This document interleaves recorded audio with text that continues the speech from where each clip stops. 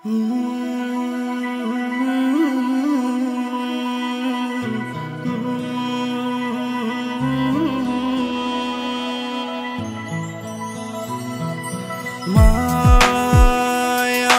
ক্ষমা করো না মা, তুমি ফিরে আসো না মা, আমায় মাফ করো না মা, খোকা সইতে পারে না। যখন ছিলে ক্যালেন্ডারে তখনই আসুনি আমার ঘরে, আমার চাওয়া পাওয়া ছিল খোকা তোমাকে শুধু ঘিরে, ভোরে আলোর সাথে এসে দিলে ঘরটা উজ্জ্বল করে। তখন থেকে রেখেছি খোকা তোকে বুকে আগলে ধরে, একটু একটু করে বড় হলে দেনি হাতটি ছেড়ে। ঘুম না আসলে খোকা তোকে গল্প শুনতাম রাতে ভোরে, ইউনিভার্সিটি উঠার পরে ভালোবাসাটা গেল কমে, আসলে বাতাসে সেই টাকা খোকা নেয়নি আর টেনে। আস্তে আস্তে বুঝতে পারলাম তুমি যাচ্ছ দূরে সরে, না জানিয়ে খোকা বিয়ে করে আনলো আমার ঘরে। আমার থেকেই আপন হলো 2 দিনের নতুন বউ, অবহেলা পরে গেলাম দেখেও দেখো না তো কেউ। আনছো বড় লোকের মেয়ে, কাজ দেখলে থাকে ভয়, কথা কথা হুকুম দেয়, বকা রাখে না বাদ দিয়ে। তোমার কাছে যখন বলি এমন মেয়ে ও না, আমার বউকে নিয়ে এমন মিথ্যা কথা বলো না।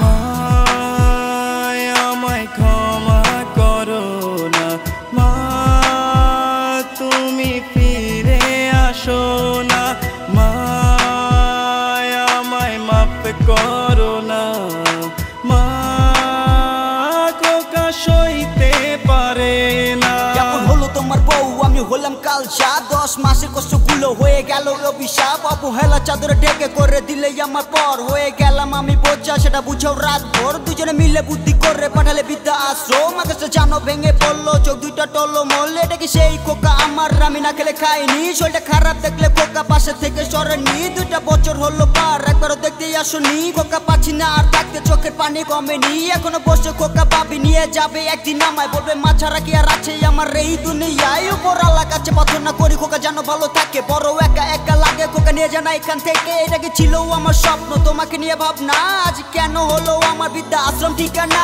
মা আমায়